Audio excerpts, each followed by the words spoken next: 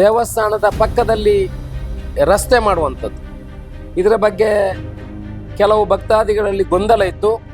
ಸುಮಾರು 3.5 ಎಕರೆ ಜಾಗ ಇದರಿಂದ ದೇವಸ್ಥಾನದಿಂದ ಹೊರಗೆ ಹೋಗ್ತದೆ ಅನ್ನೋ ಒಂದು ಗೊಂದಲ ಇತ್ತು. 6 ಫ್ಲೋರಿನ ಕಟ್ಟಡವನ್ನು ಕಮರ್ಷಿಯಲ್ ಕಾಂಪ್ಲೆಕ್ಸ್ ಅನ್ನು ನಿರ್ಮಾಣ ಮಾಡುವ ಮುಖಾಂತರ ದೇವಸ್ಥಾನಕ್ಕೆ ಪ್ರತಿ ತಿಂಗಳಿಗೆ ಕನಿಷ್ಠ ಒಂದು 5 ಲಕ್ಷ ರೂಪಾಯಿಯಷ್ಟು ಉತ್ಪತ್ತಿ ಬರಬೇಕು ಅಂತ ನಮ್ಮ ಕನಸಿದೆ. ರಸ್ತೆ ನಿರ್ಮಾಣಕ್ಕೆ ದೇವಸ್ಥಾನದಿಂದ ಆಗಲಿ ಭಕ್ತಾದಿಗಳಿಂದ ಆಗಲಿ ಯಾವುದು 1 ರೂಪಾಯಿ ಕೂಡ ಬರುವುದಿಲ್ಲ.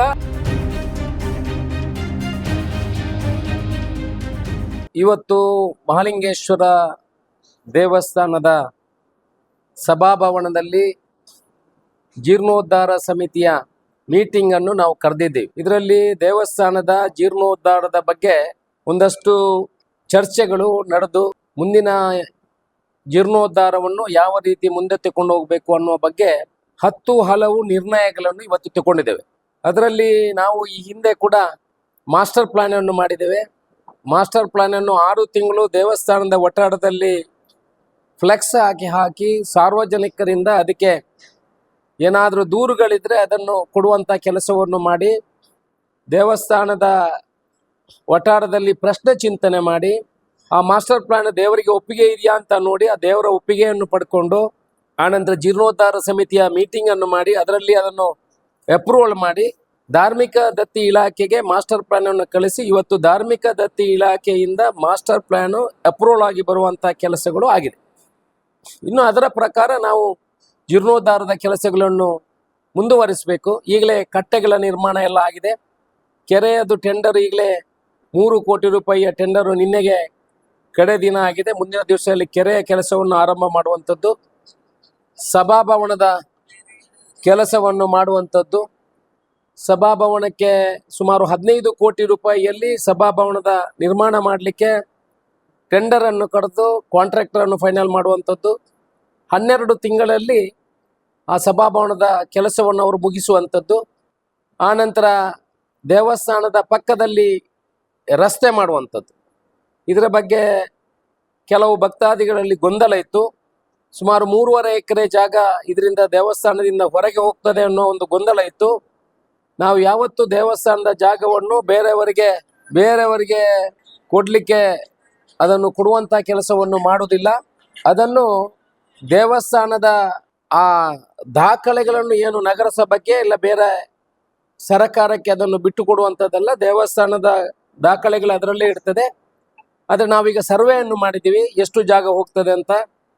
ಒಟ್ಟು ಸುಮಾರು 35 ಸೆನ್ಸು ಜಾಗ ಈ ರಸ್ತೆಗೆ ಹೋಗ್ತದೆ. ಬಾಕಿ ಇರುವಂಥದ್ದೆಲ್ಲ ಪರಂಬೋಕು ಜಾಗ. ಅದರಿಂದ ಹೆಚ್ಚಿನ ಜಾಗ ಏನು ಭಕ್ತಾದಿಗಳಲ್ಲಿ ಒಂದು ಗೊಂದಲ ಇದೆ, 3.5 ಎಕರೆ ಜಾಗ ಹೋಗ್ತದೆ ಅಂತ. ಬರೀ 35 ಸೆನ್ಸು ಮಾತ್ರ ಜಾಗ ಅದು ಹೊರಗಡೆ ಹೋಗುವಂಥದ್ದು. ಅದು ಕೂಡ ದೇವಸ್ಥಾನದ ಪರಿಮಿತಿಯಲ್ಲೇ ಇರ್ತದೆ. ನಾವು ಯಾರಿಗೂ ಕೊಡುವಂಥ ಕೆಲಸವನ್ನು ಮಾಡೋದಿಲ್ಲ. ಆನಂತರ ಕೆರೆ ಅಭಿವೃದ್ಧಿ ಆಯಿತು. ದೇಣಿಗೆ ಸಂಗ್ರಹದ ಬಗ್ಗೆ ಚರ್ಚೆಗಳನ್ನು ಮಾಡಿದ್ದೀವಿ.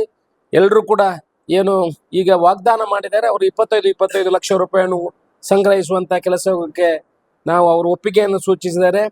ಆನಂತರ ಜಾಗ ಖರೀದಿ, ದೇವಸ್ಥಾನಕ್ಕೆ ಈಗಲೇ 40 ಸೆಂಟು ಜಾಗ ಮತ್ತು ಹಿಂದೆ ಅರ್ಧ ಎಕರೆ ಜಾಗ, ಒಟ್ಟು 1.5 ಎಕರೆ ಜಾಗವನ್ನು ಖರೀದಿ ಮಾಡಲಿಕ್ಕೆ ಕೂಡ ಸರಕಾರಕ್ಕೆ ಪ್ರಸ್ತಾವನೆಯನ್ನು ಕಳಿಸಿ ಆ ಜಾಗವನ್ನು ಈಗಲೇ ನಮ್ಮ ದೇವಸ್ಥಾನಕ್ಕೆ ತಗೊಳ್ಳುವಂಥ ಕೆಲಸ. ಒಬ್ಬ ಕ್ರಿಶ್ಚಿಯನ್ ಅವ್ರದ್ದು 1 ಎಕರೆ ಜಾಗ ಇದೆ, ಅದನ್ನು ತಗೊಳ್ಳುವಂಥದ್ದು. ಇನ್ನು ಪಕ್ಕದವ್ರದ್ದು ಒಂದು ಅರ್ಧ ಎಕರೆ ಜಾಗ ಇದೆ, ಅದನ್ನು ಕೂಡ ತಗೊಳ್ಳಿಕ್ಕೆ. ಆನಂತರ ದೇವಸ್ಥಾನದ ಸುತ್ತಮುತ್ತ ಅಡಿಗೆ ಏನು ಅನ್ನ ಸಂತರ್ಪಣೆ ಮಾಡುವಂಥ ಜಾಗ ಇದೆ. ಅಲ್ಲಿ ಸುಮಾರು 10,000 ಜನರಿಗೆ ಬೇಕಾಗುವಂಥ ವ್ಯವಸ್ಥೆಗಳು ಇವತ್ತು ಅಡುಗೆ ಇದಿರ್ಬೋದು, ವಾಶ್ರೂಮ್ಗಳು, ಶೌಚಾಲಯಗಳಿರ್ಬೋದು, ಅದನ್ನು ವ್ಯವಸ್ಥಿತ ರೀತಿಯಲ್ಲಿ ನಿರ್ಮಾಣ ಮಾಡುವಂಥದ್ದು.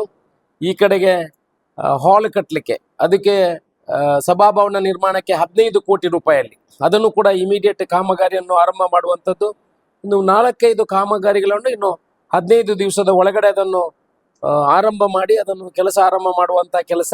ಅದರ ಜೊತೆಗೆ ಬ್ರಹ್ಮಕಲಶಕ್ಕೂ ಕೂಡ ದಿವಸವನ್ನು ನಿಗದಿ ಮಾಡಲಿಕ್ಕೆ 2028 ಜನವರಿಗೆ ಒಂದು ಟೆಂಟೇಟಿವ್ ಡೇಟನ್ನು ನಾವು ಮಾಡಿದ್ದೇವೆ.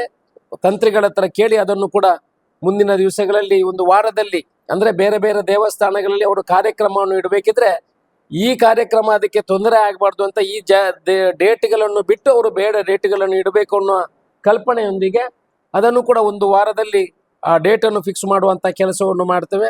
ಒಟ್ಟಿನಲ್ಲಿ ಪೂರ್ತಿ ಜೀರ್ಣೋದ್ಧಾರದ ಕೆಲಸ. ಆನಂತರ ಏನು ನಮ್ಮ ಕಮರ್ಷಿಯಲ್ ಕಾಂಪ್ಲೆಕ್ಸ್ ಕಟ್ಟಬೇಕು. ಅಂದರೆ ಇಲ್ಲಿ ಭಕ್ತಾದಿಗಳು ಬರುವವರಿಗೆ ಬೇಕಾಗುವಂಥ ಕಡಿಮೆ ದರದಲ್ಲಿ ರೂಮ್ ಕೊಡುವಂಥ ಕೆಲಸಗಳಾಗಬೇಕು. ಆನಂತರ ಬಸ್ಸಿನಲ್ಲಿ ಮಕ್ಕಳು ಬಂದರೆ ಅವರಿಗೆ ಡಾಮೆಟ್ರಿ ಸಿಸ್ಟಮಲ್ಲಿ ದೊಡ್ಡ ದೊಡ್ಡ ಹಾಲ್ಗಳನ್ನು ಕೊಡಬೇಕು. ಗ್ರೌಂಡ್ ಫ್ಲೋರ್ ಮತ್ತು ಇದರಲ್ಲಿ ಸುಮಾರು 6 ಫ್ಲೋರಿನ ಕಟ್ಟಡವನ್ನು ಕಮರ್ಷಿಯಲ್ ಕಾಂಪ್ಲೆಕ್ಸ್ ಅನ್ನು ನಿರ್ಮಾಣ ಮಾಡುವ ಮುಖಾಂತರ ದೇವಸ್ಥಾನಕ್ಕೆ ಪ್ರತಿ ತಿಂಗಳಿಗೆ ಕನಿಷ್ಠ ಒಂದು 5 ಲಕ್ಷ ರೂಪಾಯಿಯಷ್ಟು ಉತ್ಪತ್ತಿ ಬರಬೇಕು ಅಂತ ನಮ್ಮ ಕನಸಿದೆ. ಅದಕ್ಕೂ ಪೂರಕವಾಗಿ ಸುಮಾರು 25 ಕೋಟಿ ರೂಪಾಯಿಯಲ್ಲಿ ಆ ಕಮರ್ಷಿಯಲ್ ಕಾಂಪ್ಲೆಕ್ಸ್ ಅನ್ನು ಕಟ್ಟಲಿಕ್ಕೆ ಕೂಡ ನಾನು ಈಗಲೇ ದೇವಸ್ಥಾನಕ್ಕೆ ವೈಯಕ್ತಿಕ ನೆಲೆಯಲ್ಲಿ ನನ್ನ 1 ಕೋಟಿ ರೂಪಾಯಿ ಕೊಡ್ತೇನೆ ಅಂತ ಹೇಳಿದೆ. ಅದರಲ್ಲಿ ಈಗಲೇ 19 ಲಕ್ಷ ರೂಪಾಯಿಯನ್ನು ಕೊಟ್ಟಿದ್ದೀನಿ. ಮುಂದಿನ ದಿವಸಗಳಲ್ಲಿ ಅದಕ್ಕೆ 25 ಲಕ್ಷ ನಂದು ಏನು ಕಾಂಟ್ರಿಬ್ಯೂಷನ್ ಇದೆ ಅದನ್ನು ಕೊಡುವಂಥ ಕೆಲಸವನ್ನು ಮಾಡ್ತೇನೆ. ಜೊತೆಯಲ್ಲಿ ಸರ್ಕಾರದಿಂದ ನನಗೆ ಬಂದಿರುವಂಥ ಹಣದಲ್ಲಿ ಈ ಕಮರ್ಷಿಯಲ್ ಕಾಂಪ್ಲೆಕ್ಸ್ ಕಟ್ಟಲಿಕ್ಕೆ 10 ಕೋಟಿ ರೂಪಾಯಿಗಳ ಅನುದಾನವನ್ನು ಕೊಡ್ತೇನೆ ಅಂತ ಈಗಲೇ ಹೇಳಿದ್ದೇನೆ. ಅದನ್ನು ಕೂಡ ಮುಂದಿನ 1 ತಿಂಗಳಲ್ಲಿ ಆ 10 ಕೋಟಿ ರೂಪಾಯಿಯನ್ನು ಕೂಡ ಕೊಡುವಂಥ ಕೆಲಸವನ್ನು ಮಾಡಿ ಆ ಕಮರ್ಷಿಯಲ್ ಕಾಂಪ್ಲೆಕ್ಸ್ ಕಟ್ಟುವ ಮುಖಾಂತರ ದೇವಸ್ಥಾನದ ಆದಾಯವನ್ನು ಹೆಚ್ಚಿಸುವಂಥ ಕೆಲಸ. ಒಟ್ಟು ನಮ್ಮ ಕಲ್ಪನೆ ಏನಿದೆ ಅಂತ ಹೇಳಿದ್ರೆ, ಇಡೀ ಮಹಾಲಿಂಗೇಶ್ವರ ದೇವಸ್ಥಾನ ಈ ಪೂರ್ತಿ ಭಾಗಕ್ಕೆ ಇವತ್ತು ಸುಬ್ರಹ್ಮಣ್ಯಕ್ಕೆ ಮತ್ತು ಧರ್ಮಸ್ಥಳಕ್ಕೆ ಅಂತ ಬರುವಂಥ ಭಕ್ತಾದಿಗಳು ಪುತ್ತೂರಿಗೆ ಬರಬೇಕು, ಉಪ್ಪಿನಂಗಡಿಗೆ ಬರಬೇಕು, ಈ ಕ್ಷೇತ್ರ ಅಭಿವೃದ್ಧಿ ಆಗಬೇಕು. ಇದಕ್ಕೆ ಪೂರಕವಾಗಿ ಎಲ್ಲರ ನಮ್ಮ ಜೀರ್ಣೋದ್ಧಾರ ಸಮಿತಿಯವರ ಒಪ್ಪಿಗೆಯನ್ನು ತಗೊಂಡು ಒಂದಷ್ಟು ನಿರ್ಣಯಗಳನ್ನು ಮಾಡಿದ್ದೇವೆ. ಮುಂದಿನ ದಿನಗಳಲ್ಲಿ ಹಂತವಾಗಿ ಈ ಕೆಲಸವನ್ನು ಮಾಡುವಂಥ ಕೆಲಸವನ್ನು ಮಾಡ್ತೇವೆ. ರಸ್ತೆ ನಿರ್ಮಾಣಕ್ಕೆ ದೇವಸ್ಥಾನದಿಂದ ಆಗಲಿ ಭಕ್ತಾದಿಗಳಿಂದಾಗಿ ಯಾವುದು 1 ರೂಪಾಯಿ ಕೂಡ ಬರುವುದಿಲ್ಲ. ನನಗೆ ಸರ್ಕಾರದಿಂದ ಬಂದಿರುವಂಥ ಅನುದಾನದಲ್ಲಿ 3 ಕೋಟಿ ರೂಪಾಯಿಗಳನ್ನು ಇಟ್ಟಿದ್ದೀನಿ. ಆ 3 ಕೋಟಿ ರೂಪಾಯಿಯಲ್ಲಿ ದೇವಸ್ಥಾನದ ರಸ್ತೆ ಕೂಡ ನಿರ್ಮಾಣ ಆಗ್ತದೆ. ಸುದ್ದಿ ಚಾನಲ್, ಕ್ಷಣ ಕ್ಷಣದ ಸುದ್ದಿಗಾಗಿ. ಅತ್ತೆ, ಇದು ನನ್ನ ಬರ್ಡೇ ಗಿಫ್ಟ್. ಇದೆಲ್ಲ ಜೀವನದಲ್ಲಿ ನನಗೋಸ್ಕರ ತಗೊಂಡ್ಬಂದಿದ್ದಾರೆ. ನಿನ್ ಮೇಲೆ ತುಂಬಾ ಚೆನ್ನಾಗಿ ಕಾಣುತ್ತೆ. ಇದು ತುಂಬಾ ಚೆನ್ನಾಗಿದೆ ಅಲ್ವಾ? ತುಂಬಾ ಚೆನ್ನಾಗಿದೆ.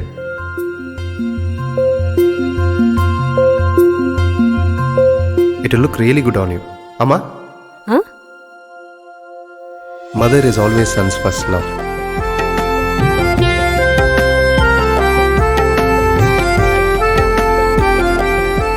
ಪ್ರತಿ ಪೀಳಿಗೆಯ ಪ್ರೀತಿಯ ಮಳಿಗೆ GL ಆಚಾರ್ಯ ಜುವೆಲ್ಲರ್ಸ್.